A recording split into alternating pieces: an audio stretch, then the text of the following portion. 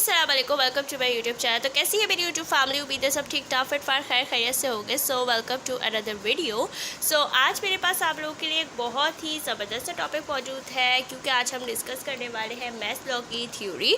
So management के लिहाज से हम मैस्लो की आज पूरी theory A to Z discuss करेंगे। क्या क्या चीज़ें थी, मैस्लो ने क्या क्या कहा था, क्या क्या थी चीज़ें, सारी चीज़ें हमने डिस्कस करनी है। लेकिन उससे पहले हमेशा एक रिक्वेस्ट होती है कि अगर अभी तक चैनल को सब्सक्राइब नहीं किया है तो जल्दी जाइए चैनल को सब्सक्राइब कीजिए और साथ में नीचे दिए गए बेल आइकन को प्रेस करना बिल्कुल भी मत भूलेगा, ताकि जब भी जो भी लेटेस्ट वीडियोस और अपडेट्स वगैरह चैनल पर आए वो सबसे पहले प्यारे प्यारे से व्यूवर्स के पास आए। ठीक है, सो अब जो है वो हम वीडियो को स्टार्ट करते हैं।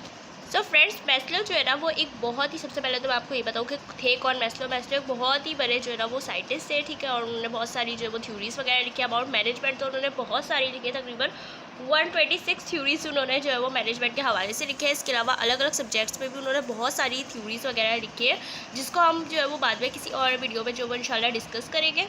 लेकिन अभी जो है वो हम सिर्फ मैस्लो की थ्योरी डिस्कस करने वाले हैं। ठीक है, मैस्लो की थ्योरी मैनेजमेंट के लिहाज से क्या थी, आइए इसको डिस्कस करते हैं। भाई मैस्लो की थ्योरी को जो है ना वो एक और नाम भी देते हैं, जो कि दूसरा नाम हमने दिया हुआ है, मतलब हमने नहीं, मैस्लो ने खुद ही दिया अपने उसको, कि हायरार्की ऑफ नीड्स। ठीक है, अच्छा ये तो पता ही होगा आप लोगों को कि भैया थ्योरी दो तरीके की होती है। एक होती है थ्योरी कॉन्टेक्स्ट थ्योरी, एक होती है प्रोसेस थ्योरी। और जो मैस्लो की थ्योरी है वो है कॉन्टेक्स्ट थ्योरी।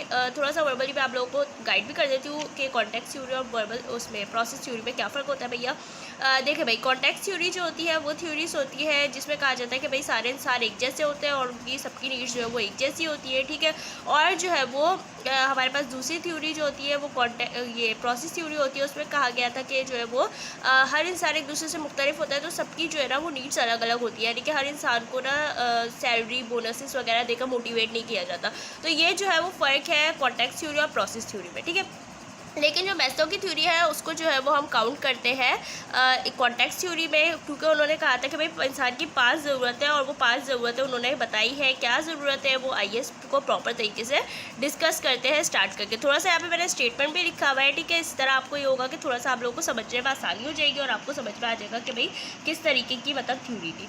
तो यहाँ पर आप सबसे पहले देखें कि जो है ना मैस्लो की थ्योरी को क्या है। मैस्लो की थ्योरी को कहते हैं हायरार्की ऑफ नीड्स। ठीक है, दूसरा नाम जो उसका है हायरार्की ऑफ नीड्स है। ठीक है, यहाँ पे आपको नजर आ रहा होगा there is a hierarchy of 5 needs. ठीक है, 5 जो है वो ज़रूरतें होती है। थोड़ा सा इंग्लिश स्टेटमेंट अगर आप यही पुट कर दोगे तो ये आपको आराम से जो है वो नंबर सवाल के मिल जाएंगे। ठीक है, ये जो है वो उनका स्टेटमेंट था, there is a hierarchy of 5 needs, physiological, safety, social, esteem and self actualization such as needs is substantially satisfied the next need become dominant. ठीक है, तो यहाँ पे जो है वो उन्होंने 5 नीड्स का जो है वो जिक्र किया कि भाई इंसान को जो है ना वो 5 उसकी ज़रूरत होती है। वो 5 कौन कौन सी बताइए, एक फिजियोलॉजिकल बताइए, एक सेफ्टी बताइए, एक सोशल एक्सट्रीम बताइए और सेल्फ एक्चुअलाइजेशन बताइए। ठीक है, तो ये 5 नीड्स इन्होंने जो है वो बताइए। आइए पढ़ते हैं कि भैया फिजियोलॉजिकल क्या होती है, सेफ्टी क्या होती है, सोशल क्या होती है, ये सारी चीज़ें होती क्या है, क्यों हम इसको इतना डिस्कस कर रहे हैं।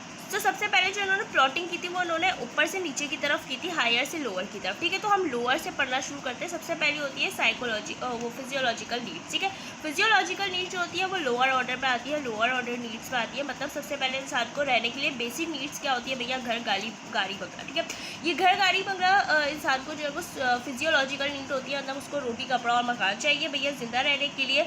उसके अलावा जो है वो उसकी सेफ्टी होती है कि वो अब जो है मतलब सेफ्टी में होता है कि भैया वो जो मतलब रह रहा है जहाँ पर, उसको ये सेफ्टी हो कि वो जो घर है जो उसको वहाँ से निकाला नहीं जाएगा, जो जॉब उसके पास है, जो पोजीशन उसके पास है वहाँ से उसको हटाया नहीं जाएगा। ठीक है, तो ये उसकी सेफ्टी होती है। उसके बाद उसको सोशल चाहिए होती है कि वो जिस मतलब लोगों से बिलोंग कर रहा है वो उसको सोशल मतलब थोड़ी सी इज्जत दे और इस तरीके से। फिर उसकी आती है ईगो।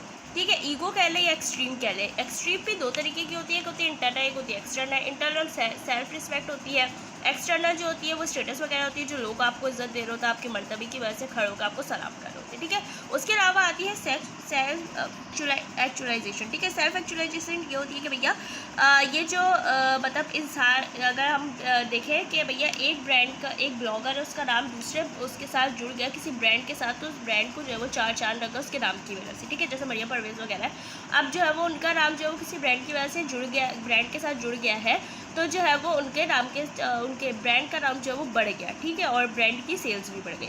तो ये होती है self actualisation. So hope so कि आपको ये टॉपिक क्लियर हो गया होगा और आपको जो है वो मैस्लो की थ्योरी समझ में आ गई होगी, जिसको हायरार्की ऑफ नीड्स भी बोलते हैं। सो इंशाल्लाह मिलते हैं नए वीडियो। अपना बहुत सारा ख्याल रखिएगा।